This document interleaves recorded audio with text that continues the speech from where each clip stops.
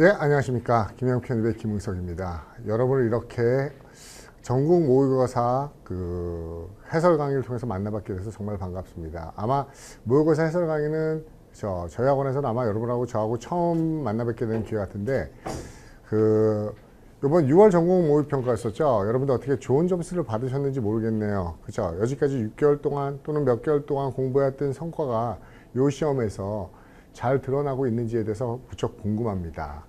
오늘 제 강의는요, 여러분들이 이번에 전국 모의고사, 6월 전국 모의고사 보셨으면 알겠지만은 해설지도 잘 완비되어 있고 또 다른 교수님들이 전체적인 해설 강의를 많이 해주신 것 같아서 저는 여러분한테 좀 색다르게 강의를 접근하고자 합니다. 제가 학원으로부터 평가팀으로부터 받은 자료는 여러분들이 가장 많이 틀렸던 문항수 몇 문제에 대해서 정답률이 낮은 문항수에서 받았습니다. 그래서 이 어려운 문제들을 어떻게 해결할 수 있을까? 그런데 굳이 어려운 문제를 꼭 해결해야 될까라는 의문도 있습니다. 오히려 여러분들은 어떻게 보면은 무지 어려워서 정답률이 10% 아니면 5% 미만인 점수를 맞추려고 노력하시기보다는 본인의 점수 중에서 정답률이 꽤 높은데도 본인이 틀렸던 문제들을 좀 더 완벽하게, 즉 다시 말씀드리면요, 남들이 다 틀리는 문제를 맞추려고 하는 것보다는 어떻게 보면 남들은 안 틀리는 문제를 내가 틀리고 있는 것을 완벽하게 소화해 나갈 때, 잡아갈 때 여러분 점수가 고득 정도로 수렴하게 되어 있습니다. 그래서 오늘은 고난도 문제이긴 하지만은요, 그 문제 하나에 대한 해결책보다는 이런 고난도 문제, 여러분이 많이 틀렸던 문제들이 어떤 식으로 나오게 되고, 이렇게 문제의 유형과 문제의 출제 경향과 그 문제의 유형에 따라서 어떻게 접근하시면 여러분들이 그 문제들을 좀 더 반복적으로 틀리지 않고 완벽하게 여러분이 해결할 수 있는 문제의 카테고리로 넣을 수 있을지에 대해서 이렇게 아름아름 뭡니까? 그렇죠? 갈무리하는 수업을 갖도록 하겠습니다. 일단 서설이 길은 것 같아서 일단은 먼저 들어가면서 보도록 할 텐데, 가장 중요한 개념은 그겁니다. 문제를 보더라도 그 문제 자체 말고 조금 더 여러분들이 숨어있는 문제에 대한, 숨어있는 문제라는 말이 좀 이렇고요. 극단적으로 말씀드리는 이겁니다. 본인의 실력을 그대로 반영하는 점수를 원하는 수험생은 아무도 없습니다. 그리고 그거는 당연한 진리입니다. 여러분 혹시 내 실력이 그대로 우리 모의고 평가에서 그대로 드러났으면 좋은가요? 그렇진 않죠. 모든 수험생은 자기의 실력보다는 좀 더 부풀려지고 자기의 실력보다는 좀 더 잘 나온 모의평가 점수나 시험 점수를 바라고 있습니다. 그리고 그것은 허황된 꿈도 아니고요. 또 바람직하지 않고 비윤리적인 기대감도 아닙니다. 그렇죠? 아는 건 누구나 맞는, 아는 건 당연히 맞는 거고요. 그렇죠? 우리가 모르는 문제에 대해서도 그렇죠? 정답을 찾아낼 수 있고 효율적인 해결책을 찾아낼 수 있는 게 문제 해결 능력입니다. 그런 맥락에서 오늘 여러분한테 제가 말씀드리고 싶은 거는 요번에 봤던 시험에서 숨어 있었던 나의 점수들을 끌어내는 겁니다. 그렇죠? 상위권 학생은 그 점수가 5점이든 중하위권 학생은 그 점수가 10점이든 20점이든 30점이든 이렇게 내 숨어있던 점수만 20, 30점 끌어내도 여러분은요, 그렇죠? 확 변한 자신의 점수를 알게 될 것이고, 그렇게 확 변해서 오른 자신의 점수를 보게 되면 어때요? 슬럼프 오지 않습니다. 앞으로 날씨가 더워지고 있죠. 날씨가 더워질 때 오는 슬럼프는요, 날씨가 덥고 공부할 게 많고 그렇죠? 힘이 들고 체력이 떨어져서 오는 슬럼프가 아닙니다. 단언합니다. 그 슬럼프는 변화하고 있는 자신의 모습을 느끼지 못할 때 옵니다. 내가 점점점 원하는 목표에 다가가고 있다는 모습을 느끼지 못하면 슬럼프가 오게 돼 있어요. 그래서 제가 오늘 여러분한테 무조건 강조드리고 싶은 거는 어떻게 해서든지 점수를 올리자는 겁니다. 한자 중에 궁즉통 있죠. 정말 궁해야 됩니다. 그렇죠? 정말 정답을 찾고 싶으셔야지 정답에 접근할 수 있어요. 그런 마음으로 숨어 있었고 내가 놓쳐버렸던 점수들을 끄집어낸다면 시험 점수의 20, 30점에 대한 상승이 이루어지실 거라고 믿으면서 같이 한번 강의를 시작해 보도록 하겠습니다. 오늘 강의의 주제는 그렇죠? 6월 전국 모의평가 고난도 문제 해설입니다. 제가 일단 받았던 문제들에 대해서 여러분한테 해설을 해드릴 건데, 첫 번째 제가 받았던 문제는 여러분 시험지에서는요 4번 문제였습니다. 4번 어휘 문제가 정답률이 낮다고 해서 4번 문제만 푸는 게 아니라 우리가 어휘 문제에 대해서 앞으로 여러분들이 힘들 때 어떻게 접근해야 되는지에 대해서 총체적으로 같이 한번 말씀을 드리도록 하겠습니다. 어휘 문제 풀이법 한번 보시죠. 좀 요란하고 그쵸, 화려하긴 한데 그쵸, 제가 파워포인트 제작 능력이 없어서 부탁을 했더니 생각보다 너무 그쵸, 보기 좋게 하려고 노력한 것 같은데 일단 그래도 잘 보면서 따라오세요. 어휘 문제 풀이법 일단 1번에 문제 유형 풀이, 문제 유형 분석 이 부분에 대해서 말씀드릴게요. 문제 유형 분석. 일단은요, 그죠? 어휘 문제를 무슨 유형까지 분석하나로 하는데요. 알아두시면 굉장히 유용할 겁니다. 여러분한테 알아두시면 굉장히 유용합니다. 첫 번째, 어휘 문제 유형은요, 1차적 의미의 동의어 찾기. 두 번째, 2차적 의미의 동의어 찾기. 세 번째, 문맥상 대체 가능한 선택지 찾기라고 제가 일단 이렇게 세 가지로 분류시켰습니다. 세 가지로 분류시켰습니다. 어떤 말씀인가 하면요, 1차적 의미의 동의어 찾기는요, 여러분이 너무나도 잘 아실 겁니다. 우리가 여러분이 보시는 편의 문제에서 어휘 문제는요, 어떠한 문장이 주어져 있고 그 문장 속에서 어떠한 단어에 밑줄이 쳐 있습니다. 그리고 밑줄 친 단어와 동의어를 고르는 겁니다. 전통적으로 가장 많은 유형이 어떤 거 하면은 굳이 해석이 필요 없는 문제죠. 밑줄 친 단어에 우리가 단어장에서 외웠던 기본 의미를 알고 있다면 그 의미를 머릿속에 염두에 둔 채로 보기의 단어들을 하나씩 훑어봤을 때 동의어 보기가 보이면은 그 보기를 땅 치고 나오면 정답이 되는 1차적 사전적 의미의 동의어 찾는 문제입니다. 물론 어떤 단어가 사전에서 1번 뜻, 2번 뜻, 3번 뜻이 있는데 대체적으로 1번 뜻을 물어보는, 그렇죠, 기본 베이직 미닝을 물어보는 유형의 문제죠. 그래서 제가 뭐라고 써놨냐면 1차적 의미의 동의어 찾기는 눈으로 푸는 문제. 눈으로 푼다는 게 무슨 말인가 하면 밑줄 친 단어 보고 밑에 있는 선택지의 단어를 보고 일치 하는 단어 쓰고 나오면 됩니다. 이게 첫 번째 유형입니다. 두 번째 유형은 2차적 의미의 동의어 찾기. 2차적 의미라는 거는 부차적인 의미라고 바꿀 수도 있습니다. 아까도 말씀드렸듯이 사전에서 어떤 단어를 보게 되면 1차적 의미, 1번 뜻과 2번 뜻과 3번 뜻이 있습니다. 근데 1번 뜻으로 해석될 수도 있지만 2번 뜻으로 해석될 수도 있죠. 예를 들어 어떤 특정한 단어가 디벨롭이라는 발전하는 단어가 있지만은 지문을 읽어보니까 또는 문장을 읽어보니까 여기서는 카메라에서 필름을 디벨롭 시킨다는 건 발전보다는 어떤 현상하다, 상을 드러내다 이런 의미로 쓰일 수 있는 2차적 의미를 물어볼 수 있어요. 그 경우에는 아까 1차적 의미를 물어보는 어휘 문제와는 상이하게 어떻게 푸셔야 되죠? 그렇죠? 해석이 필수가 되는 2차적 의미의 유형의 문제가 나오기도 합니다. 그리고 3차적은 아니죠. 세 번째 유형. 문맥상 대체 가능한 선택지 찾기. 그렇죠? 이 문제는 조금 더 간 문제입니다. 어떻게 보면 사전적 의미가 아닌 문맥 파악을 중심으로 하는 문제입니다. 다시 말해서 사전을 찾더라도 그 단어가, 그렇죠, 보기에 있는 단어로 정의가 내려지지 않습니다. 그러나, 그렇죠, 그 문장을 읽어보고 해석해 본다면은 그 앞뒤 정황상 그 단어를 어떤 단어로 대체시켰을 때도 우리가 replaceable이라고도 얘기하거든요. replaceable, 대체할 수 있는 contextual meaning이 일치하는 단어를 찾는 것을 세 번째 유형이라고 보고 있습니다. 그래서 제가요, 그냥 기본적인 동의어, 그 다음에 second meaning, third meaning 찾는 문제, 그 다음에 동의어가 사전적 의미의 동의는 아니지만은 그래도 문맥상 대체 가능한 문제로 세 가지로 대별해 봤습니다. 이렇게 대별한 이유는 2번, 최근의 출제 경향과 맞물린 개념이 있기 때문입니다. 어휘는요, 2010년도 이때까지만은 여기 제가 이렇게 말을 지어냈어요. 질보다는 양이다. 다시 말해서 무슨 말이냐면 거의 70에서 80%는 1차적 의미의 동의어를, 심지어는 90%, 100% 나오는 학교도 많았어요. 그냥 단어 뜻 알면은 밑에 있는 동의어 뜻 찾아서 쓰면은 맞는 문제들이 대부분이었습니다. 2010여 년도까지는 그렇게 나왔습니다. 근데 최근 한 5, 6년, 6, 7년, 그렇죠? 최근 3, 4년은 더 심해졌죠. 최근에 대해서는 최근 5개년은요, 문맥상에 대체 가능한 의미, 즉 문제의 비중이 첫 번째 유형에서 두 번째, 세 번째, 그래서 특히 최근에는 세 번째 유형의 문제도 많이 나오고 있다는 점이 어휘 문제의, 그렇죠, 출제 경향의 변화 방향입니다.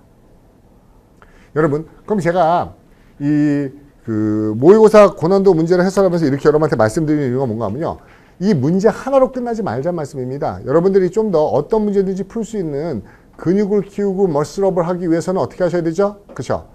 도대체 어떤 맥락 속에서 이런 문제들이 나오고 있는지에 대해서 맥락과 맥을 짚을 수 있으면 충분히 해결할 수 있는 솔루션도 개발할 수 있습니다.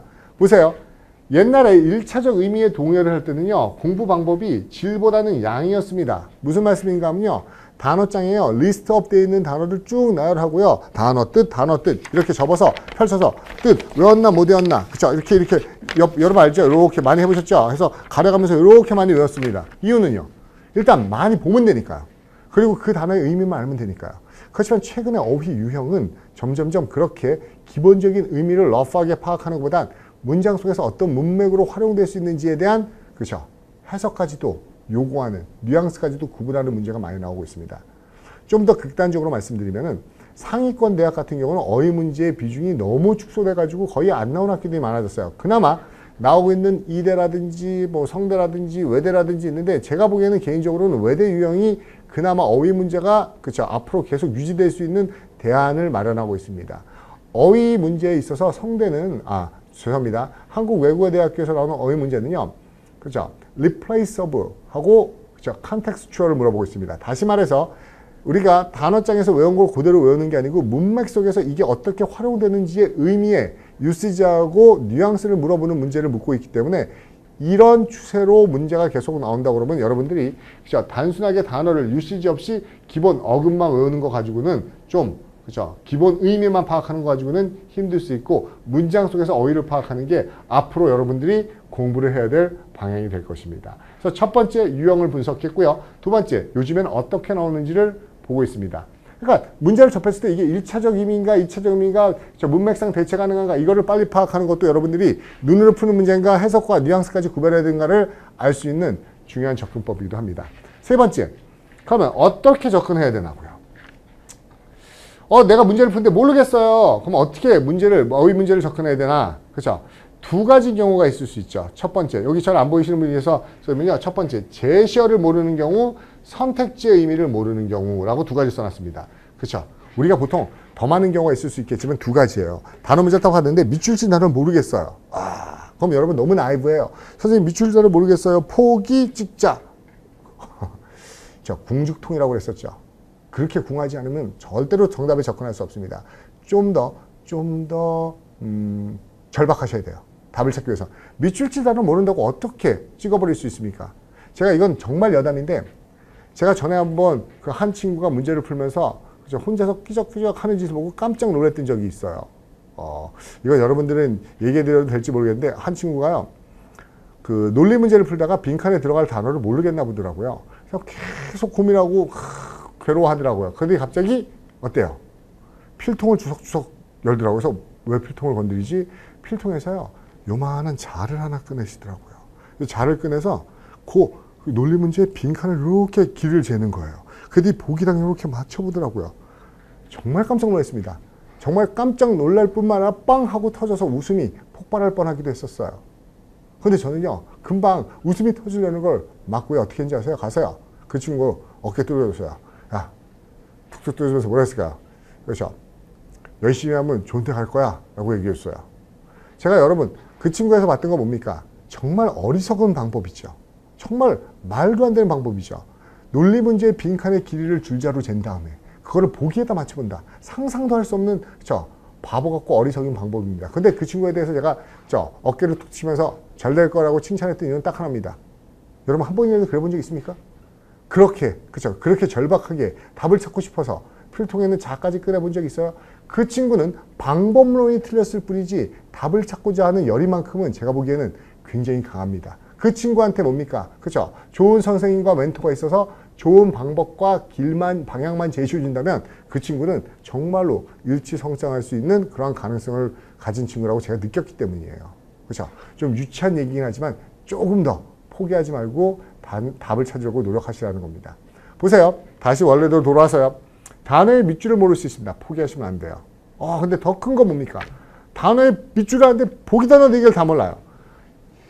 이 경우가 더 난감한가요? 어느 게 더 난감한 거죠? 밑줄 친 단어를 제시어를 모르는 것과 밑에 선택지에 있는 보기 단어를 모르는 경우 어떤 게 더 난감할까요? 일단은 제가 보기에는 보기의 선택지에 있는 보기 단어를 모르는 것이 더 난감할 겁니다. 왜요? 주어진 밑줄 친 제시어를 모른다는 것은 그때부터 여러분은 어떻게 되는 거죠? 그 문제는 맞습니다. 뭐가 되는 겁니까? 그렇죠? 논리완성 문제가 되는 겁니다. 물론 논리완성식으로 푼다고 해서 다 풀린다는 보장은 없겠지만 그래도 뭡니까? 논리완성으로 해결할 수 있는 문제들이 상당히 많기 때문입니다. 제시어가 없다면 그 문제는 뭐가 된다?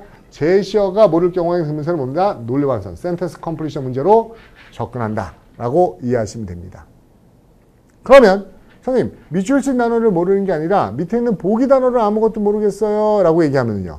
그때는 정말 난감하죠. 그렇지만 그 경우도 쉽사리 포기하시면 안 돼요. 이유는 여러분 간혹 가다 보면 이런 것들 보시는 적 있을 텐데요. 동의어 오답의 단서, 반의어 정답의 단서, 형태적 유사성의 단서, 어원적 방향성의 단서 이거는 보기 단어를 모를 때뿐만 아니라 보기 단어와 제시어를 다 모를 때조차도 여러분한테 큰 도움이 될 수 있습니다. 지금 여러분한테 해드리는 얘기가 그쵸, 어느 정도 도움이 될지 안 될지 모르겠지만요, 간단하게 말씀을 드리도록 할게요. 보겠습니다. 전에요, 이런 적이 있었습니다. 어떤 적이 있었냐면, 한 친구가, 제가 수업 시간에 많이 듣는 얘기인데, 한 친구가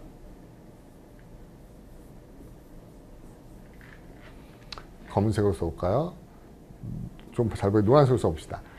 문제를 가져왔는데 어휘 문제였었는데 카메라로 찍어 가져왔어요. 폰 카메라로요. 그런데 안타깝게도 그 친구가 뭔가 하면은 잘못 찍어서 문제는 안 보이고 보기만 보이더라고요. 어떻게 해요? 셀렉티브 란 보기가 있고요. 셀렉티브란 보기가 있었고요. 그 다음에 마일스톤 이런 보기도 있었어. 마일스톤 이런 보기도 있었고요. 세 번째, 그렇죠? 옵셔널 이런 보기도 있었고요. 옵셔널 이런 보기도 있었고요. 네 번째, 그렇죠? 세딘스톤 이런 것도 있었어요. 세딘스톤, 그렇죠? 세딘스톤이란 보기도 있었고요. 다섯 번째, 세딘 모션 이런 것도 있었어요. 세딘 모션 이런 보기도 있었습니다. 세딘 모션. 됐죠? 그리고 이거를 잘못 찍어와서 잘못 찍어왔습니다. 다시 문제 찍어올게요 라고 갔을 때 제가 잠깐 그 친구를 붙잡았어요. 붙잡고 이렇게 물어봤습니다. 이거 혹시 답이 4번 아닌가요? 라고 했더니 이 문제 보셨군요 라고 얘기를 하더라고요. 그래서 저 본 적 없는데요 라고 했더니 어떻게 4번인지 아셨죠? 그래서 여러분 이건 자랑이 아니니까 잘 들어두세요. 제가 이렇게 얘기했어요. 기본적으로 셀렉티브하고 옵셔널은 같은 단어잖아요. 그러니까 얘네 둘은 답이 두 개일 수 있으니까 없으니까 안 되고요. 아마도 문제가 뭔지 모르겠지만 문제는 그렇죠. 강제적인이라는 걸 물어보는 그렇죠. 의무적이고 강제적인 걸 물어보는 그 문제일 것 같네요. 그랬더니 나중에 그 친구가 mandatory라는 단어를 물어보는 것 같다고 얘기를 하더라고요. 그러면 이것도 제가 맞췄죠. 그 다음에 또 뭐 했습니까? 그 다음에 어떻게 그러면 이거 두 개는 이해 갔어요. 제끼신 거를. 근데 이거 두 개는 어떻게 알았죠? 제가 이렇게 얘기했어요. 여기 보세요. 마일스톤의 스톤 보이나요? 마일스톤의 스톤. 마일스톤의 스톤이라는 단어 보이시죠? 그 다음에 또 뭐 보이죠? 세딘 모션의 세딘 보이시죠? 요거를 합쳐놓으니까 뭐가 돼요? 세딘 스톤이 되죠? 그래서 답이 4번 아닌가요? 라고 얘기했더니 그 친구가 거기에서 약간 실소를 먹으면서 뭐라고 얘기했어요? 에이, 그건 너무 억지스럽습니다. 예, 제가 봐도 되게 억지스럽네요. 근데 제가 여러분한테 하고 싶은 말은 이겁니다. 출제자는 항상 정답을 정해놓고 답을 정해놓습니다. 이게 가장 먼저 하는 겁니다. 그리고 나머지 보기들을 집어넣죠. 나머지 보기들을 집어넣을 때 정답이 아니기 위해서 정답과는 반대 의미의 반열을 이렇게 두 개씩 집어넣기도 하고 또는 맨데토리와 비슷한 모양의 헷갈리라고 맨데토리랑 비슷한 모양이 생기면 맨데이셔스 이렇게 모양을 비슷한 걸 넣기도 하고 또한 그렇죠. 이 정답이었던 세딘 스톤이 이것만 수거니까 세딘 관련된 수거도 하나 넣어주고 스톤 관련된 단어도 하나 생각해보고 이렇게 정답과 제시어 두 개로부터 확산되어진 오답들이 나온다는 겁니다. 그러한 그렇죠. 출제자의 의도를 파악하신다면 여러분들은 충분히 동의어가 왜 오답이 안 되는지 그 동의어의 반의어가 왜 정답일지 형태적으로 유사한 경우에는 오히려 그렇죠. 몰라서 막 찍는 학생들로 하여금 못 맞게 하기 위해서 주는 함정이라는 거. 예를 들어서 여기가 맨데토리인데 여기에 맨데이셔스라는 단어가 있다고 생각해 보세요. 맨데이셔스. 이건 절대 답이 될 수 없습니다. 이거는 몰라서 찍는 학생들한테 비슷한 모양 찍으라고 고시는 거죠. 또 우리가 어원을 공부하면서 그 어원이 가지고 있는 거. 예를 들어서 리라는 접두가 있으면 다시라는 의미도 있고요. 또 우리가 리라는 접두가 오면 다시고요. 또 어떤 어원이 들어가면은 뭐 DE의 접두어를 붙으면은 부정적인 의미의 동사로 많이 쓰이고요. 이런 것들을 알고 있다면은 그 단어의 정확한 뜻을 몰라도 의미를 대충 파악할 수 있기 때문에 답을 찾는데 꽤 많은 도움이 될 수 있다는 겁니다. 절대 쉽사리 포기하지 않으면요. 이 정도까지는 아니돼도 여러분들도 뭡니까? 출제자하고 교감하면서 출제자가 그죠? 던져놓은 단서를 찾아서 정답에 접근할 수 있다는 것을 말씀드리고 싶었습니다. 됐죠? 이게 접근 방법이고요. 그죠? 그래서 이거는 제가 예를 든 거지만요. 마지막으로 이렇게 써놨어요. 출제자의 관점에서 모든 문제를 보자. 그죠?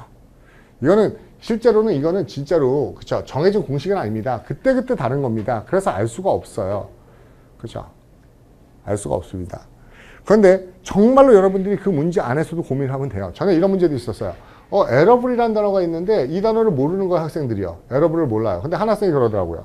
에러블을 모르겠는데 여기 뭐 fertilized, 에러블 랜드에서 에러블이 밑줄 쳐 있는 기출이었어요. 근데 여기 뭐 cultivated도 있고, 그쵸? 뭐 fertilized도 있고, 그쵸? 또 flowable도 있고, 그쵸? 이런 단어들이 나왔었는데, 여러분, 정말로 원하면 이게 된다고요. IBLE나 ABLE로 끝나는 단어들의 기능은, 기본적인 의미는 뭐죠? 가능이죠. 그렇다면은 이 가능 형용사가 붙어 있는 단어의 동의어도 가능일 가능성이 높겠죠. 그쵸? 반드시는 아니지만 저러한 조그만 단서라도 놓치지 않으려는 여러분의 그러한 집중력이, 그렇죠? 정답을, 그렇죠? 조금 더 정답률을 높여준다는 걸 잊지 말라는 말씀을 드리고 싶어서 제가 한번 어휘 문제 풀이법이라고 거창하지만 한번 얘기 드렸습니다. 그렇죠? 요 뭐 두 번째, 세 번째도 나중에 기회 되면 얘기해 드릴 것 같은데, 이 어휘만 얘기할 수 없기 때문에 일단 요 정도로 어휘 문제 풀이법을 보면서 우리가 뭘 많이 틀렸는지 한번 보도록 할게요. 보세요. 이 문제는 많이 틀렸기 때문에 솔직히, 그쵸? 틀릴 만한 문제라고 생각합니다. 그런데 몇 가지 경우를 생각해 보겠습니다. 첫 번째, 이 단어를 모르시는 경우가 있겠죠. 어미너스라는 단어를. 아시면 참 좋을 텐데. 그렇지만 여러분, 이 단어를 몰랐을 때 저도 여러분이 어떻게 생각하길 원하냐면요. 이런 생각을 해보길 원합니다. 어렵더라도. 다른 걸 모르지만은 이 부분이 해석이 될 수 있었다면은 이산화탄소 수준이요. 계속 on track to climb. 증가 추세에 있습니다. 심지어는 높이요. 그쵸? 굉장히 높은데 고지대까지요. 높은 지역까지요. 그러면 여러분 보세요. 이산화탄소 배출량이 점점점 높아져서 높은 데까지 갔다 오면 이거 포지티브 시츄에이션, 네거티브 시츄에이션. 그렇죠? 이건 아주 좋은 고지, 행복과 성공의 고지라고 볼 수는 없겠죠? 그렇죠? 그러면 이건 다른 분명히 뭡니까? 부정적으로 너무 심하게 높아요. 안 좋게 높아요. 이렇게 가야겠죠? 안 좋게 높아요. 심하게 높아요. 라면 그렇죠? 긍정의 단어는 답이 안 된다는 걸 아실 수 있을 거예요. 그러면 여러분 다른 거, 요 정도는 알 수 있을 것 같아요. abrupt 같은 거 여러분이 쉽게 알 수 있을 것 같은데, 다른 거 몰라도 이 D가 들어가는, 그죠? 디절터이라는 단어랑 menacing, 그죠? abrupt, 그 다음에 auspicious가 있는데요. 네 개 중에 아무것도 모르겠어요. 그러면 정말 답이 안 나오긴 하지만은요. 눈치가 빠르시다면은요. 이 auspicious가 굉장히 긍정적인 뜻이라는 걸 아셨다면은 조금 더 쉬워질 수도 있어요. auspicious가 길조의, 유리한, 좋은 이런 뜻이거든요. 그러면 이게 플러스라면 얘는 절대 답이 안 되겠죠. 그렇죠? 이거는 갑작스러운의 뜻이라고요. 갑작스러운. sudden. 됐어요? 갑작스러운의 뜻이죠. 그러면 얘는 부정의 뜻일 것 같고 얘는 긍정의 뜻일 것 같다면요. 이것도 그렇죠. 남아있는 거는 이게 위협적인 거고 이게 산만한 건데, 이리 뛰고 저리 뛰고 산만한 건데요. 적어도 그렇죠. 어떤 의미가 돼야 돼요? 이게요. 그렇죠? 이게 어떤 의미가 되죠? 얘와의 반대 의미가 돼야 돼요. 그러면 이게 상서롭고 유리한 거의 반대는 뭡니까? 불길하고 그렇죠. 불길한, 그렇죠? 불리한 이런 개념의 단어가 얘하고 반대될 거고, 이 반대되는 단어가 오미너스의 뜻이 가능성이 높다는 겁니다. 그러면 도대체 어떤 게 오미너스의 뜻에 가까울까요? 불길하고 불리하고 이거는 산만한 것보다는 뭐예요?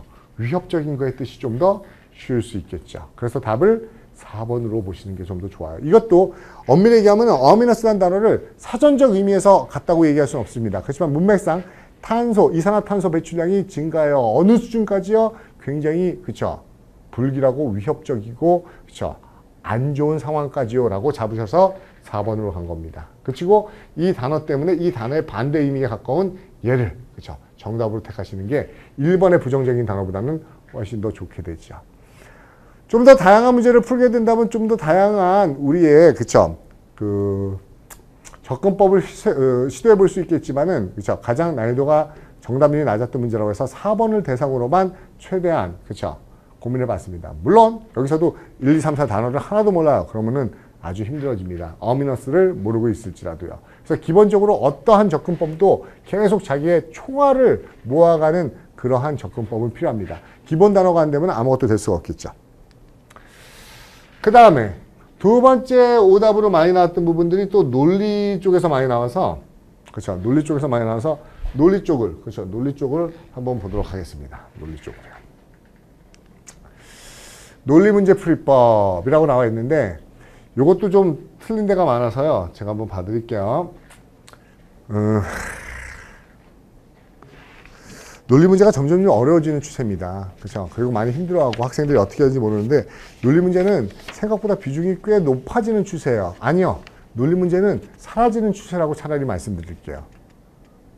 그러니까 독해와 논리의 구분 영역이 모호해지기 때문에 논리가 많아져요 라는 말도 말이 되지만 거꾸로 논리의 고유한 영역이 점점점 사라져요 라는 것도 말이 됩니다. 즉 다시 말해서 논리에 대한 여러분이 트레이닝과 그쵸 훈련이 잘 돼 있다면 어떻게 된다는 거죠? 그쵸 독해에서의 빈칸 추론 문제들도 꽤 많이 그쵸 고득점을 할 수 있는 가능성이 높아진다는 겁니다. 일단 논리 문제를 위해서 논리 문제 풀이법을 위해서 첫 번째 요 유형 분석부터 해볼게요. 유형 분석 봐보시죠. 논리 문제 유형이요. 첫 번째 유형 뭐죠? 이렇게 써놨습니다. GRE SAT 유형의 논리적인 추론 문제들, 진짜 논리 문제들입니다. 짧으면서도 단서가 굉장히 정교한 것들이요. 두 번째, 장문형 논리 추론 문제. 요즘에 그쵸 한양대 같은 데서 많이 나오는 독해형 논리 추론 문제죠.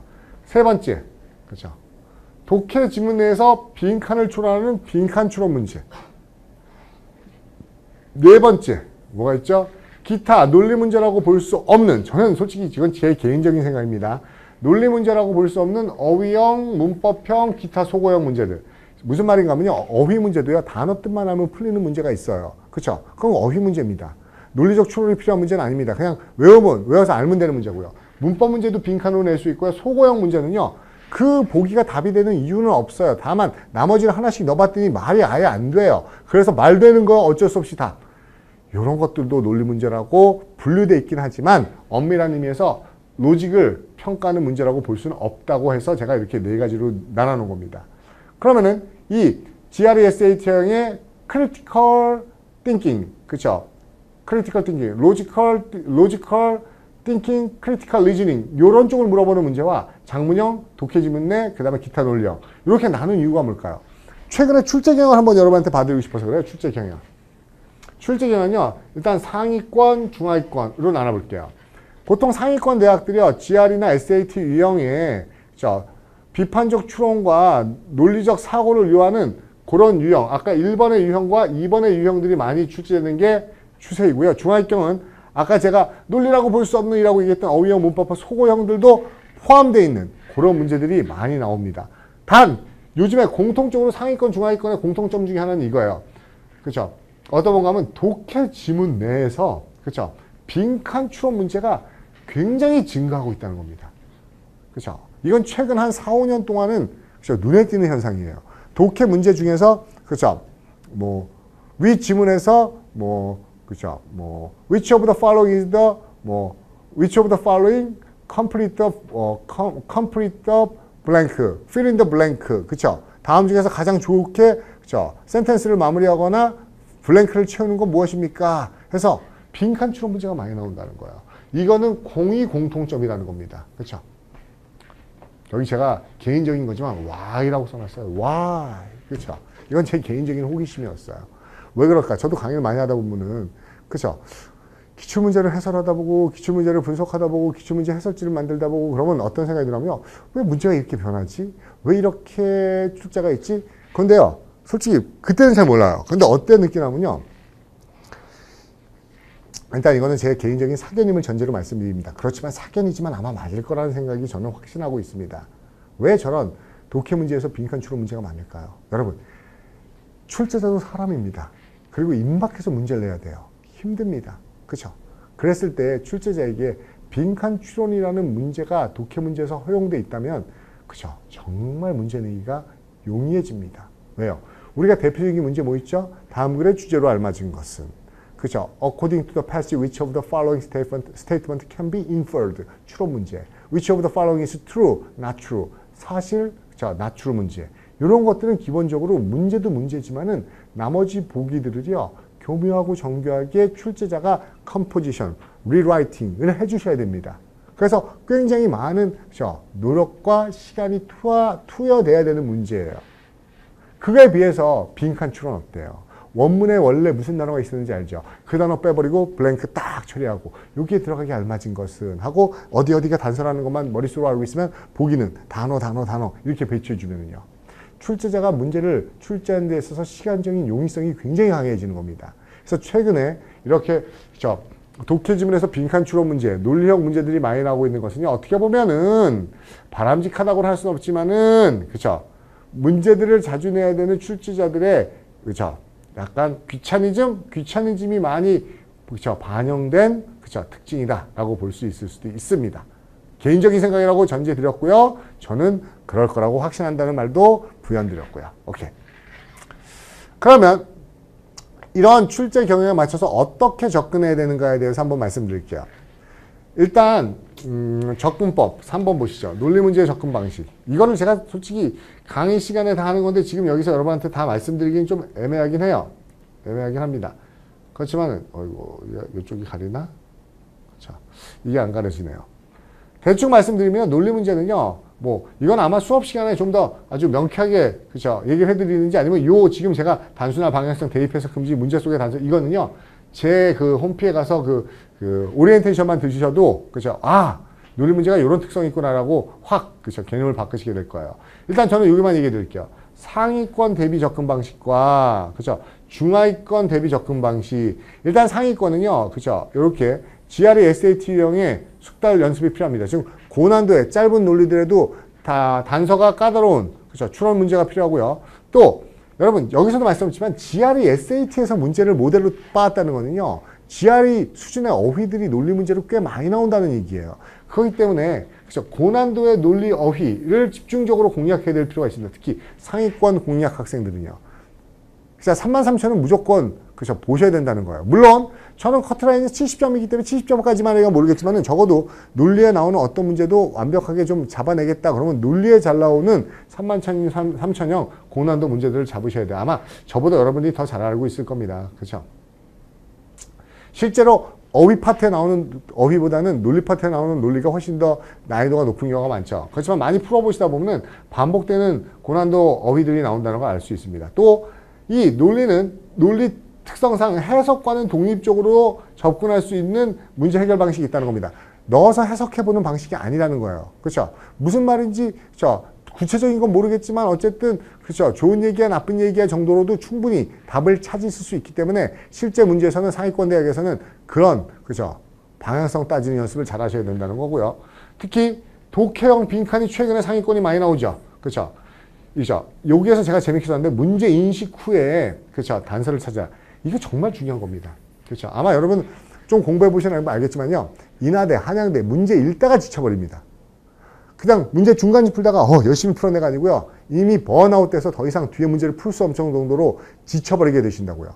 안 그러려면은 항상 빈칸 주변에서 찾으셔야 돼요. 얘가 뭘 물어보지를 알고 나서 지문을 읽으시든지 아니면 앞뒤로 확장시켜 나가셔야지 그렇죠? 지치지 않습니다. 처음부터 블랭크가 물어보는 게 뭔지 모르는 상태에서 처음부터 주제 파악하면서 읽으면은요. 여러분들은 너무나 많은 에너지 소진으로 중간에 그렇죠? 넉다운 되는 기분을 느끼시게 될 거예요.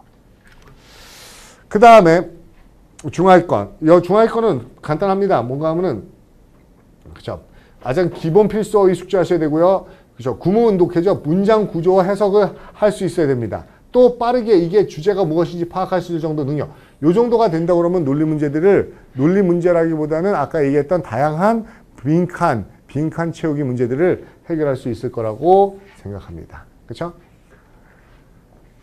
아까 출제자의 관점에서 접근하는 건 아까랑 똑같습니다. 보기 간의 조합도 잘 따져보시고 어휘처럼 그렇죠? 그렇죠?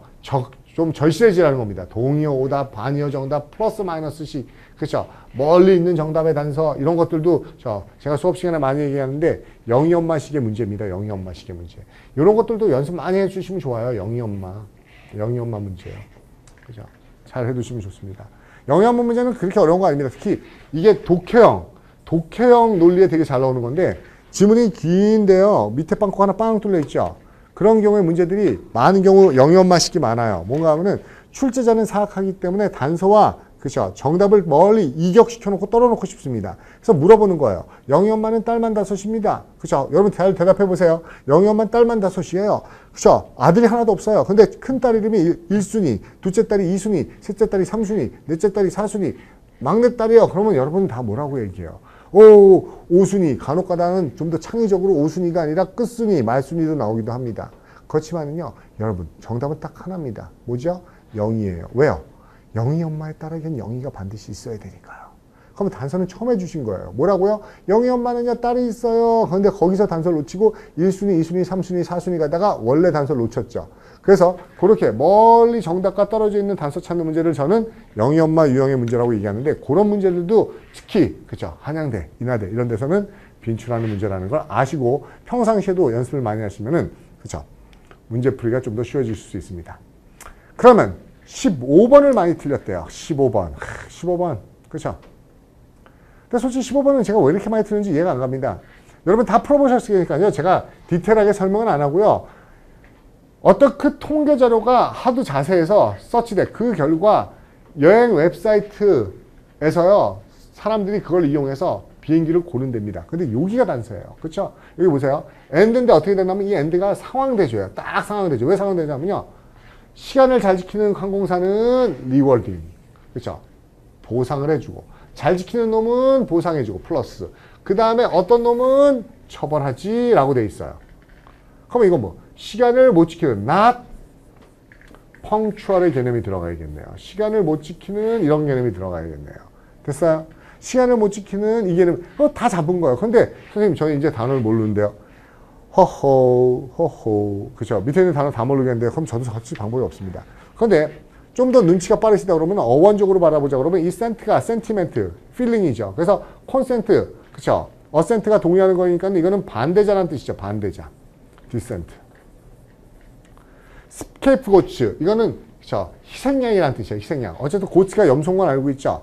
그 다음에 저는 이런 생각해요. 펀디스 모르니까 펀디스를 해요. 근데 저는 약간 좀 제가 무모한 건지 모르겠지만은 펑추얼, 퍼니시 왠지 이 단어의 모양 보고 유추했을 것 같다는 생각도 해보거든요. 그렇죠? 뭘 쓸까 그러다 갑자기 펀디시라는 뜬금없는 학자가 이런 좀 고급 단어가 나온다는 것은 펑추얼, 퍼니시 이런 데 비슷한 모양, 그렇죠? 뭐 맞추려고 가져온 것 같다는 걸 느끼고요. 그리고 레걸드라는 단어도 어렵다고 생각하는데 여러분 몰라요? 이 단어 알잖아요. 레그요. 그렇죠? 우리가 jetlag, 시차가 시간을 jetlag도 쓰고요. time lag 할 때 렉 걸린다고 그러죠. 이 렉. 이게 느려지는 거죠. 그래서 레걸드가 지연되고 늦어지는 것. 요 정도 여러분들이 그렇죠? 뚫어지게 보면서 내가 아는 어떤 단어가 있지 않을까라고 고민한다고 그러면은 그렇죠? 무기력하게 쉽게 포기하지 않았으리라고 봅니다. 됐어요? 이 지금 제가 추론하는 방법조차도 너무 생소하다고 그러면은 그렇죠? 그거는 본인의 공부량이 굉장히 부족하신 겁니다. 조금 더 그렇죠? 일단은 그렇죠? 공부량을 늘리셔야 돼요. 15번. 와, 오래 걸리네요. 그렇죠? 그렇죠? 문제 해설하는 것보다 더 오래 걸리는 것 같아요. 어조 문제 풀기입니다. 어조, 톤. 이거는 뭐 어조일 수도 있고 분위기일 수도 있고요. 그렇죠? 분위기라는 형태, atmosphere, 분위기라도 나오고요. 여러 가지 문제 형태로 나오겠는데 일단 어조 문제 한번 봅시다. 어조 문제. 저는 이렇게 문제 유형을 분석했습니다. 그렇죠? 문제 유형을 어떻게 분석하냐면요. 이게 제 개인적인 분석이에요. 진짜 어조 문제, 가짜 어조 문제. 제가 보기엔 진짜 이래요. 진짜 어조를 묻는 문제가 있고요. 가짜로 어조를 묻는 문제가 있어요. 그렇죠? 만약 진짜 어조를 묻는 거는요. 우리가 이거는 나중에 독해 선생님들이 다 제공해 줍니다. 독해하시는 분들이 다 제공해 주는데요. 어조를 나타내는 형용사 모임이 있어요. 뭐 객관적이라든지 비판적이라든지 이런 그렇죠. 어조를 나타내는 형용사들에 대한 집중 암기와 연습이 필요합니다. 왜?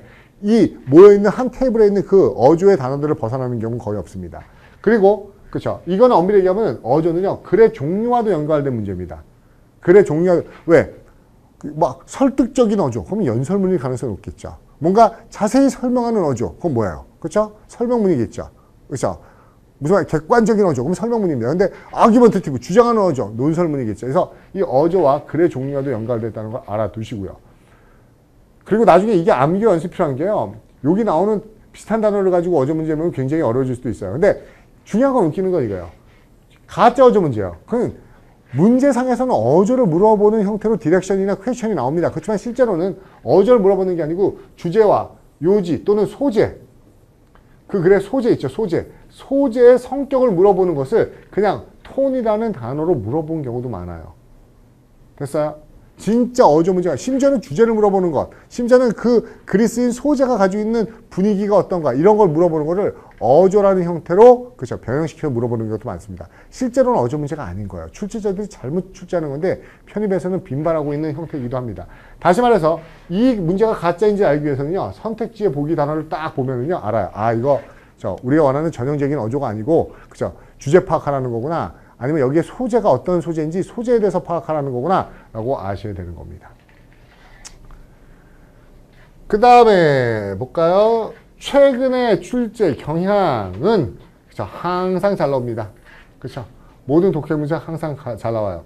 최근에는 특히 저게 조금 어려운 쪽으로도 출제되는 경향이 있기 때문에, 그쵸, 이 독해 문제에서는 가장 잘 나오는 문제라고 보면 되겠죠. 그죠? 잘 나온다고 해서 빈도수가 뭐 많은 건 아니지만은 뭐 주제 문제만큼이나 어조나 분위기, 글의 목적, 종류, 그렇죠? 항상 모든 대학교에서 골고루 출제되는 문제입니다. 그런데 요거는 제가 별개로 한번 말씀드릴게요. 접근 방식에 대해서. 요거는 나중에 다시 한번 또 말씀드릴 기회가 있는지 모르겠지만, 지문 하나에 문제 하나. 여러분, 지문 하나에 문제 하나인데 어조를 물어봤어요. 여러분, 사람이요, 경우가 있는 겁니다. 어떤 걸 볼 때요, 망원경이 좋아요, 현미경이 좋아요. 빨리 판단하셔야 되죠.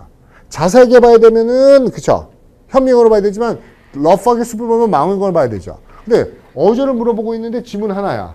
설마 현미경으로 보시겠습니까? 망원경을 쓰시겠습니까? 망원경으로 봐야 되죠. 그쵸? 크게 주제 파악하면서 맨 앞에 맨 뒤에 읽어보면 나옵니다. 그러나 지문 하나에 어떻게 돼요? 문제가 여러 개예요. 그럼 어떻게 해야 된다고요?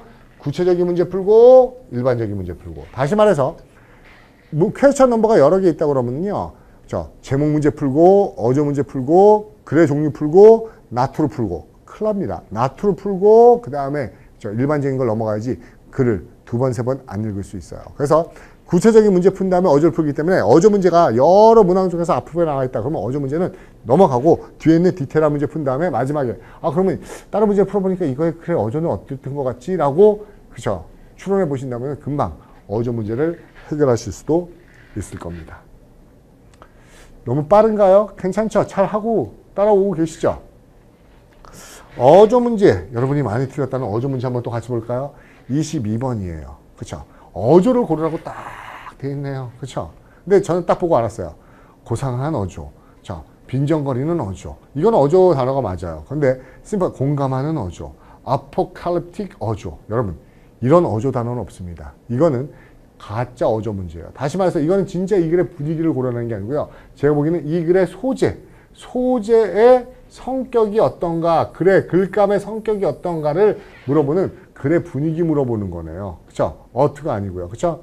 그러면 여기서는 진짜 작중하자가 어떤 어조로 말하는 게 아니고 여기에 쓰이는 중심 소재나 주제가 어떤 분위기인가를 알아보는 거예요. 고상이에요? 그쵸? sarcasm, 그쵸? 빈정거림이에요? 공감합니까? 동정합니까? 아니면은 이게 종말론적인데요.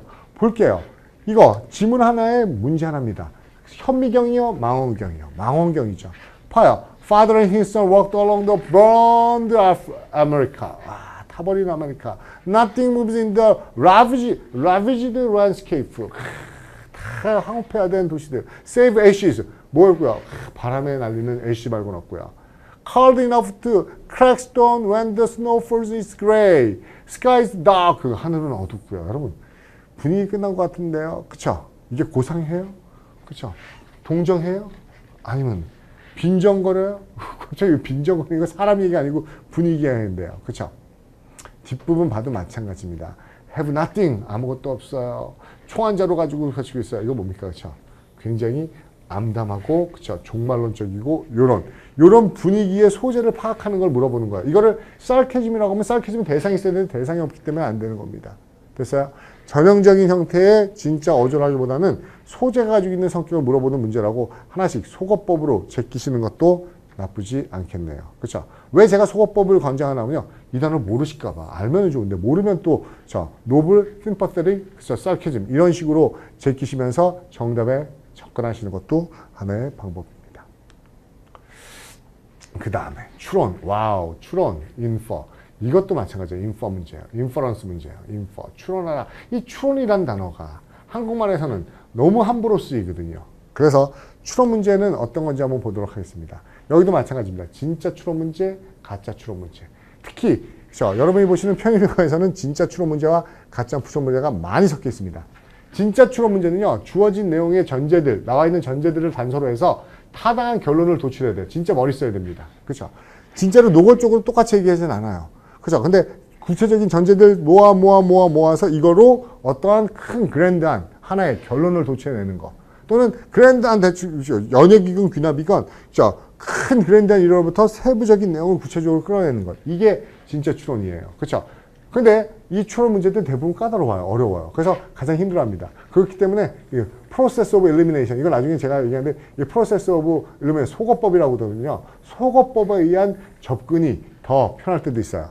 근데 가짜 추론 문제는요, 말은 인퍼인데, 그쵸? 그냥 팩트 문제예요. 그쵸? 위에 가서 정보 찾으면 됩니다. 또는 주제를 물어보는 것도, 그쵸? 인퍼라고 물어봐요. 주제문을 묻는 것도요. 그래서 이거는, 그쵸? 문제를 보고, 아, 이건 말은 추론이라고 돼 있지만 위에서 정보 찾기 문제다.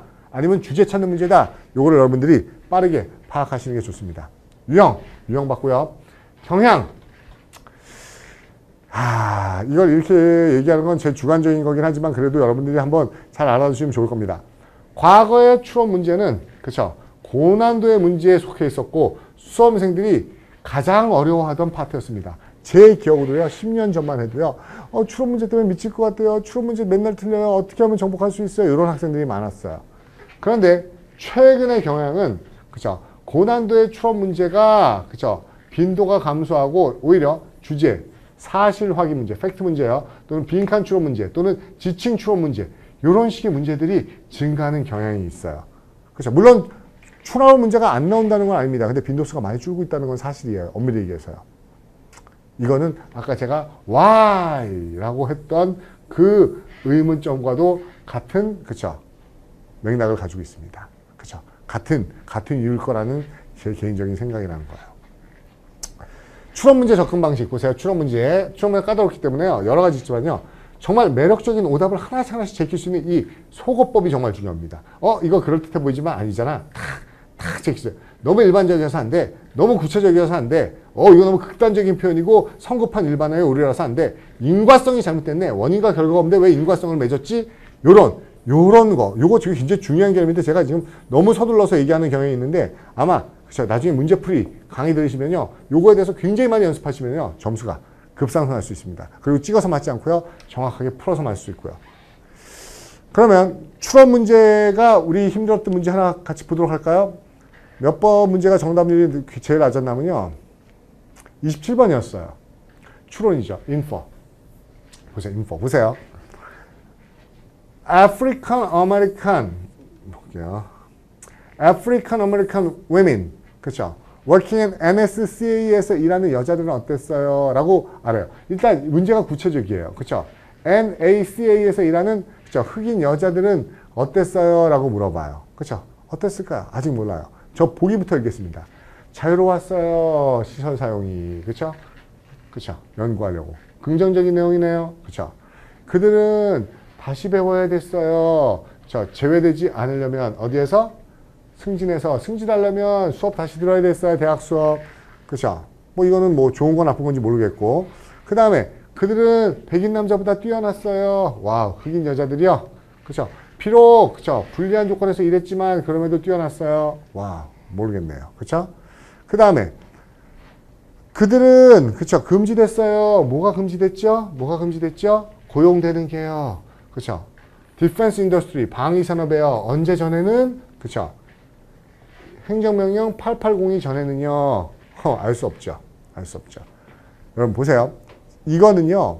자세히 읽어서 추론할 수도 있지만요. 이 추론이 안 되는 분들도 있다고요. 왜요? 하고 노골적으로 나와 있지 않기 때문에 추론을 못하는 분들도 있어요. 두 가지 부류입니다. 굉장히 빠르게 응용해서 추론하는 분이 있고 추론이 힘든 분도 있어요. 근데 추론이 힘들다고 포기하실 필요는 없다는 겁니다. 저는 이렇게 못하는 분들 위주로 설명해 드릴게요. 그럼 저는 이렇게 하고 기억할 거예요. 기억한다고요. 맞는 거 고르는 거잖아요. 그쵸? 자유롭게 시설을 이용했다. 뭐예요? 승진하기 위해서 대학 코스 다시 들어야 됐다. 힘든 조건이었지만 남자들보다 뛰어났다. 그쵸? 행정명령 전에는 고용되지 않았다. 보세요. 제가요. 앞부분은 읽었다고 치고 뒷부분부터 읽을게요. 읽는 거 잘 보세요. 6 months later after the attack, Pearl Harbor brought the U.S. into the throes of war. Now, NACA and Langley began to recruiting. 여기네요. 그렇죠? 그렇죠? 진주만에 모으기 시작했대요. African American women with college degree to work as human computer. 그렇죠? 인간 컴퓨터로 일하려고 뽑았대요. While they did the same work as their white counterpart. 백인하고 똑같은 일을 했지만 그들은 어땠어요? Paid less. 돈도 덜 받고 relegated. 그렇죠? 밀려났어요. Segregated West section. 그렇죠? 저희 분리되어 있는 격리되는 웨스트 섹션으로 해요. 랭리에 있는 걸로요. 거기에서 그들은 뭐야? 따로 앉아서 밥 먹고 씻고 했겠죠. 그렇죠? 읽다 보니까는요. 아무 생각 없나요? 여러분. 이게 뭐예요? 그렇죠? 마음대로 사용하지 못했잖아요. 그렇죠? 열심히 했지만 뛰어나지 않았잖아요. 그렇죠? 이런 얘기 안 나왔잖아요. 그렇죠? 그럼 좀 더 읽어볼까요? Despite having the same education, they had to retake. 보세요. 여기 중요해요. 똑같은 교육을 받았지만 그들은 대학 과정을 다시 들어야 됐어요. 어떤 대학 과정? 그들이 이미 통과했던 것을 다시 들어야 됐어요. 그리고 결코 그렇죠? 승진의 대상으로 고려되지도 못했어요. 여러분 이거 어디 봤죠? 여기 보세요. 이거 조심해야 됩니다. 여기서 봤죠? 그들은 자신들의 대학 코스를 다시 들어야 됐고 뭐 하기 위해서? 자, 승진으로부터 제외되지 않기 위해서는요. 보세요. 이게 뭡니까? 잘못된 인과성이에요. 그렇죠? 다시 말해서 승진에서 제외되지 않으려고 승진당하기 위해서 다시 들었다는 얘기는 그렇죠? 안 나와요. 여기서는 다시 들어야만 했다는 얘기 나와요. 이미 한 거. 그리고 승진의 대상이 되지 못했다는 얘기 나와요. 그렇지만 그것이 수단과 목적이나 원인과 결과로서 연결되어 있지는 않아요. 그러면 이렇게 인과로 연결하지 않은 것을 답으로 추정하는 것 자체가 잘못된 겁니다. 그러면은 남은 거는 몇 분이 없어요. 4번이요. 물론 이거를 행정명령 880이 전에는 그죠? 이 880이가 어떤 일체 공무원을 뽑을 때 차별을 금지하는 법이다라는 걸 알고 그 다음 내용들을 하나씩 추론해 보면은 이게 맞는 말이라는 걸 알 수도 있겠지만 그게 추론이 안 되는 분들은 확실히 아닌 거 지운 다음에 추론을 푸는 것도 아주 좋은 방법입니다. 됐습니까? 오케이. 그 다음에 또 많이 틀린 문제가요. 이 39번이었어요. 39번도 마찬가지예요. 39번도 아주 마찬가지입니다. 제가 계속 똑같은 거 얘기해드리면서 마찬가지다 얘기하는데 보세요. 이것도 추론하는 건데요. 이 추론이 쉬운 분도 있지만 어려운 분도 있어요. 근데 간단하게만 얘기해 드릴게요. 이거 뭐 다 설명하면 그렇지만은 A번이 맞는 거예요. 그런데 이거 추론할 수 있는 분이 있어요. 왜요? 내용 자체가 소량 생산되는 코피 루악을 그죠? 대량 생산하려고 농장을 만들었다는 게 있기 때문에 이게 그런 맥락으로 유추할 수 있는 분이 있는 반면에 이게 안 된다. 그러면 지워나가야 돼요. 그죠? 그죠? 우리가 뭐 사양 고양이라고 얘기하는 이건 그죠? Asian Farm Civil라고 얘기하죠. 이거에 나오는 커피는 별반 다르지 않았어요. 일반 커피랑. 그러면 딱 읽어보면 말도 안 되죠. 이게 최고 커피인데 일반 커피랑 안 달라. 말이 안 돼. 이건 틀렸어. 말이 안 돼. 어떻게 다르지 않니? 그 다음에요. 얘는요. 후회가 없었어요. 널리 알린 거에 이거 보면요. 위에 그대로 나와요. 뭐라고 나오죠? 그렇죠? 이렇게 가짜 커피 만들기 위해서 그거 막으려고 뭐 하려고 한다고 캠페인을 벌인다는 얘기까지 나와요. 얘가요. 그렇죠? 그럼 이것도 이 내용에서 잘못되어 있죠? 후회하지 않았다는 건. 그 다음에 농장에서 만들어진 이 루아 커피라는 건 어떻다고 했어요? 그쵸? 와우, 진짜다. 아니죠. 얘 잡아내려고 그랬었는데. 그래서 얘를 추론하기 힘든 애들은 얘네가 확실히 아닌 걸 지우고 추론 문제 답을 찾는 것도 그쵸? 하나의 방법이라는 겁니다. 추론이 되시면 하는 거고요. 추론이 약하다고 하면 속어법으로 제끼시는 거고요. 그쵸?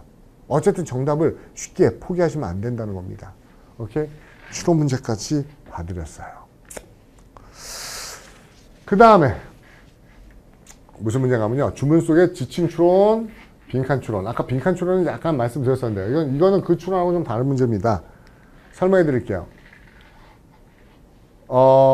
밑줄로 나올 수도 있고요. 빈칸으로 나올 수 있어요. 밑줄이 받는 게 단어일 수도 있고 구문수거일 수도 있고 문장일 수도 있어요. 마찬가지로 빈칸이 단어일 수도 있고 수거일 수도 있고 문장일 수도 있어요. 그래서 그 유형이 어휘형, 구문수거형, 문장형으로 나눠지는 겁니다. 유형은 두 가지예요. 1번 와일드카드형, 2번 독해 추론형. 이게 무슨 말인가 싶을 텐데요. 쉽게 말씀드릴게요. 아까 했던 막내가 똑같습니다. 제가 문제를 출제하잖아요. 지문을 고릅니다. 너무 좋은 지문이어서 여기서 문제 내겠다고 문제를 제목 문제, 그 다음에 어조 문제, 그 다음에 트루 문제까지 딱 골라냈어요. 근데 더 이상 문제 못 내겠어요. 한 문제 더 내야 되는데 4개를 뽑아내야 되는 문제인데 떠오르지가 않아 라고 했을 때 출제자에게 가장 좋은 거는 와일드카드가 있는 겁니다. 빈칸이나 밑줄 문제를 내게 허용해주면 문항수를 조절하는데 너무나 쉬워요. 그래서 이거는 제가 나왔죠. 와일드카드는 문항수 조절 기능을 하는 보너스 문제입니다. 아주 단편적이고 지문 전체 내용과는 무관한 단어나 수거가 빵 밑줄 쳐지는 거라고요. 됐어요? 보너스라고요. 물론 쉬운 단어 밑줄 치지 않겠지만은 문제 전체 주제와 내용과는 관련성이 없는 문제일 가능성이 높습니다. 반면에 독해력 추적 문제는요. 고난도의 표현의 문맥 파악 문제고 종합적 입체적 사고 능력을 측정하는 거예요. 즉 이거는 고난도의 표현 문맥 파악이라서 아주 어려운 수가 나온다는 게 아니고요. 표현 자체는 쉬워요. cold feet 이렇게 밑줄 쳐 있어요. 근데 차가운 발, 물론 이거 수걸 외운 분도 있겠지만 출제자는 cold feet이라는 단어를 모르는 게 아니고 여기서 분명히 너희가 모를 거야. 그렇지만 앞뒤 문맥을 정확히 해석하고 이해했다면 여기서 have cold feet이 어떤 의미로 쓰이는지 충분히 유추할 수 있을 거라는 지문 속에서의 해석적 맥락을 파악하는 문제를 주는 게 그쵸? 두 번째 유형이라는 거예요. 독해력 추적 문제예요. 이거는 진짜로 뭡니까? 그쵸? 지문에 대한 이해를 바탕으로 하는 거죠. 이해가죠? 밑줄 문제나 빈칸 문제는 진짜 그냥 문항수 조절도 있지만은 진짜 앞뒤 문장을 제대로 해석하는지를 물어보는 문제도 있다는 겁니다. 그럼 어떻게 접근하냐고요? 어떻게 출제가 되냐고요? 그쵸? 여긴 그쵸? 이렇게 썼잖아요. 다 많이 나온다. 그쵸? 과거, 현재 항상 많이 출제되고 있고 두 가지 형도 둘 다 와일드도 독해력 측정도 둘 다 잘 나오고 있다는 겁니다. 상위권도 마찬가지입니다. 그런데 그렇죠. 성대 같은 데는 항상 잘 내던 문제가 이런 문장에 대한 그렇죠. 지침 추론이었어요. 밑줄치 문장 주고 이 문장이 무슨 의미인가? 서강대도 문장 주고 무슨 의미인가? 그 문장을 이해하는 게 아니고 앞뒤를 제대로 이해했다면은 충분히 추론할 수 있는 문제들인 거예요. 아시겠습니까? 그 다음에 접근 방법. 와일드카역은요. 논리 문제식으로 접근할 수뿐이 없어요. 둘 다 논리식으로 접근할 수뿐이 없어요. 단어를 모른다면. 알면은 그냥 끝나는 거고요. 와일드카드는 단어 뜻 알면은 논리까지 필요 없고 그냥 똑같이 동의어 찾으면 되는 거고요. 근데 보통 쉬운 단어 아니고 어려운 단어를 쓰기 때문에 그렇죠. 그 어려운 단어를 모를 때는 논리식으로 접근하는 거고 독해력 측정 문제는요. 논리 문제식으로 접근한다는 게 무슨 말인지 알겠죠? 어차피 그 밑줄 치는 건 모르는 겁니다. 그럼 문맥 파악으로 접근해야 되고 주변 단서를 찾기 접근해야 되고 아주 그렇죠. 그 주변에서 거둬들려고 해야지 그 밑줄 친 단어만 뚫어지게 쳐다봤자 아무런 답도 안 나옵니다. 여러분 또 많이 틀린 게 이거예요. 이거 30번. 그쵸? 다음 중에서 밑줄 친 단어나 같은 게 무엇이냐고 물어보고 있습니다. 밑줄 친 단어가 어디 나오면요. 왜 안 보여요? 뒷부분에 여기 있네요. 보세요. 여러분한테 물어볼게요. 이게 에픽이라는 단어가 밑줄 쳐 있어요. 와일드카드인가요? 독형인가요? 제가 보기엔 이거 와일드카드입니다. 이거 전체 지문의 내용하고는 관련 없는 거예요. 그러면 이 앞뒤만 이 에픽을 알면 되겠는데 아마 아는 분은 힘들 거야. 에픽의 의미를. 에픽 특이하게 쓰였네. 한번 맞춰볼래? 이거지. 이 전체 앞뒤 내용을 알아야지만 에픽을 추론하는 거 아니에요. 그렇지만 그래도 우리 논리력으로 푼다고 그러면은 many of them, 많은 사람들이 열심히 일하다 죽었어요. 광산에서요. 이것은 정말 비극이에요. 어떤 비극이죠? 왜냐하면 그들이 아직도 세상에 줄 것이 많았는데 그러면 너무나 플러스적인 마이너스적인 너무나 어떠한 비중에 그러면 끔찍하고 잔인하고 커다란 비중에 이렇게 가야 돼요. 그러면 긍정적인 단어는 올 수 없어요. 이거랑 긍정적인 단어가 알고 있잖아요. 그러면 이건 뒤집어짐, 이건 커다란, 그럼 이거 강조로 쓰이는 것뿐이 없죠. 그렇죠? 엄청난 크기의 비율을 차지하는 이렇게 가는 거죠. 그럼 에픽이라는 단어를 알아푸는 문제라고 보기는 힘들다고요. 알면 좋겠지만 그렇게까지 접근하는 분은 없기 때문에 여기서는 그죠? 문맥상 와우 일하다가 다 죽었어. 와 비극이야. 저 어마무지한 끔찍한 비극이야. 그러니까는 부정적인 게 들어가고 옵티멀한 거나 적절한 거나 이건 안 될 거 아니에요. 비율을. 그러니까 뭐예요? 역전된 것도 안 되니까는 커다란 이렇게 잡아주고 하는 겁니다. 됐어요? 추론 문제. 추론 문제 이게 끝이 아닌 것 같은데 하나 더 볼까요? 또 몇 번 많이 틀렸지? 이거 문장 지침 추론이에요. 이것도 마찬가지입니다. 보세요. 요 부분이 무슨 의미인데 이거 뭐 아시면 좋은데 아시면 좋아요. 이 뜻을 아시면 좋습니다. 모르라고 얘기하는 건 아니에요. 그렇지만 출제자 의도는 모르는 학생들한테 제대로 앞뒤 문맥을 파악하냐를 물어보는 거거든요. 보세요. 그럼 저는 이렇게 갑니다. 요 뒷부분부터 한번 읽어볼게요. 여기서부터 산소바에서 숨 쉬는 것은요 일시적으로 안도감을 줘요. 그러나 오래 못 가요. 그리고 supplemental oxygen at night, 추가적인 산소 공급이 있으면 사람들은 잘 잘 수 있어요. 긍정적이죠? 좀 더 잘 잘 수 있어요. 그러나 잘 잘 수 있어요. 그러나 그들은 그 시간 동안 acclimatizing 하지는 못해요. 그러면 여기는 산소 공급이 방해있으면 잘 살 수 있지만 뭐 하지 못해요? 그럼 부정적인 거죠. 좋지는 못해. 이렇게 가야 되겠죠. 요 방향만 알고 있어도 보세요. 그들은 altitude sickness에 대해서 무감각하신다. 이거 좋은 거죠. 그러니까 이거 답 아니죠. 나쁜 게 돼야 되는데. 그들은 고산병 징후 안 보인다. 이거 좋은 거죠. 답 안 되죠. 근데 그들은 충분한 산소 공급 못 받아요. 나쁜 거죠. 나쁜 거예요. 그들은 고산지대에 적응하지 못해요. 나쁜 거죠. 이 둘 중에 하나 잡아야 되겠네요. 그러면 3, 4 중에 찍는 겁니다. 여기까지만 왔어도 정답률이 2배로 높아진 거잖아요. 그런데 잘 보세요. 어떤 특징이 있냐면 아까 산소가 보충적인 산소가 밤에 있으면 더 잘 자요. 산소가 있으면 잘 자요. 그러나 그들은 어때요? 라고 하면 산소가 있으면 잘 자요. 그러나 그들은 그동안 어때요? 근데 그동안 충분한 산소가 없어요. 이건 모순이죠. 나쁜 거긴 하지만. 그러니까 뭐예요? 산소가 보충되면 잘 잘 수는 있지만 그 자는 동안 어댑티드, 고산에 적응되는 건 아닙니다. 그 지역에 익숙해지는 건 아니에요. 이게 좀 더 타당하겠죠. 답은 4번이요. 그러니까 다 논리 문제랑 관련된 것들입니다. 그렇죠? 논리 추론이니까요. 또 있나? 많이 틀린 게 34번. 이게 마지막인 것 같은데요. 34번. 블랭크에 들어가기 알맞은 건 무엇입니까? 36번. 이거는 지칭 추론이 아니고 빈칸 추론이군요. 블랭크. 블랭크 어디 있나? 블랭크. 여기 있네요. 여기 중요하네. 저는 이런 거 너무 좋아해요. all this blank, 이 디스가 먼저 찾아야겠죠. 근데 여기 이렇게 돼야 돼요. 그러나, 뒤집었죠. 그러나. 철학은, 참지 못하고, 못 견디합니다. 무엇을요? 이러한 대화를요. 그럼 이런 대화가 문제 앞에 나오겠죠, 당연히. 보세요. 철학은 항상 간주되어 왔어요. 가장 쓸모없는 과목 중에 하나로. 그리고 매번 나는 똑같은 질문에 맞닥뜨려요. 어떤 질문? 도대체 철학과 우리가 현실에 사는 거랑 무슨 관계가 있냐는 등, whether 우리가 직업이 주어지는 job opportunity가 똑같이 제공돼 철학자에게, 그쵸? 비즈니스 디그리, 경영학 전공하고 경영학 학인이랑 철학자랑 똑같이 직장 가질 수 있을까? 여러분, 철학이 현실과 무슨 관계 있어? 라는 질문 받고, 경영학과 나온 애랑 철학과 나온 애랑 똑같이 회사 취업률이 있다고 이런 거 물어본다는 건 철학에 대해서 긍정적인 거, 부정적인 거, 부정적인 짓을 하고 있는 거죠. 그러나 철학은 그런 거를 참고 용납하지 않습니다. 이런 뭐야? 철학에 대해서 네가 경영학과만큼 돈 벌어? 네가 현실적인 걸 알아? 라는 이런 질문을 용납하지 못해요. 그런 얘기가 뭐 있을까? 현실적인 거 알아? 그렇죠? 뭐예요? 스페큘러티브는 투기적인 것도 있지만 이건 투기보다는 사유적인 걸로 쓰인 거고요. 그 다음에 블런트는 약간 무디고 둔한 거고요. 인디센트는 뭐예요? 점잖지 먹고 세련되지 못한 거고요. 피큐니어리는 금전적인, 피큘레이트가 돈 내는 거랑 돈이랑 관련된 거예요. 근데 여러분, 얘는 아닌 거 제낄 수 있어요. 왜 제낄 수 있냐면 이거 투기가 아닙니다. 아까 말씀 안 드렸지만 바로 뒤에 보면 여기서 thinking이 speculation이라는 얘기가 나오기 때문에 얘는 아니에요. 그러면은 대승 건 2, 3, 4인데 여러분 정말로 절실하면은요 돈과 관련된 이야기인가 아니면 이런 무디고 둔하고 세련되지 못한 이야기인가 점잖지 못하고 예의 바르지 못한 얘기인가 이니매니 뭐 하지 마시고요. 좀만 더 절실해 보세요. 제 보기에는 동일하라고 할 수 없지만요. 이 3번하고 4번은 굉장히 비슷한 뉘앙스를 가지고 있어요. 무디고 세련되지 못한 둔한 그 다음에 점잖지 못하고 예의 바르지 못한 그럼 이것과 이것은 굉장히 비슷한 개념이라고요. 그쵸? 그럼 남은 뭐예요?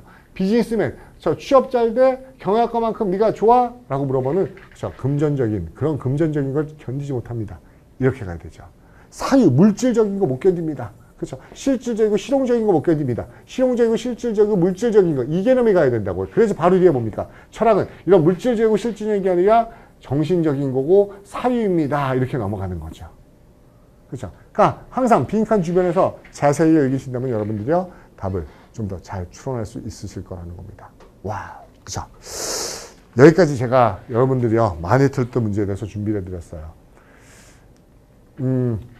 끝이라고 되어 있는데 어떻게 여러분들이 해설 강의 들으시면서 문제 풀면서 궁금했던 점들이나 의심했던 점들이 약간 해소되는지 모르겠습니다. 일단 문항수를 다 훑어보진 않았지만 그래도 제가 여러분들이 많이 틀렸다고 하는 그 오답률이 가장 높았던 문제들에 대해서는 최대한 그 유형을 분석해드리고 그와 유사한 유형과 파생되는 문제들까지 접근할 수 있는 시각을 조금이나마 그쵸 드리려고 노력했는데 제한된 시간 관계상 또 제한된 제 능력상 여러분들이 이렇게 너무 빠르게 얘기해서 이해할 수 있을까라는 좀 아쉬움이 들긴 하네요. 그렇죠? 그렇지만 뭐 오늘이 여러분하고 마지막 강의는 아니니까 또 다음 시험, 또 다음 시험 또는 또 강의실에서나 또는 인강으로서나 여러분들을 자주 만나 뵙고 조금 더 여러분들에게 전략적이고 그렇죠? 좀 더 효율적인 합격으로 가는 길을 같이 찾아갔으면 하는 바람입니다. 지금까지 강의 같이 해주셔서 감사합니다. 수고하셨습니다.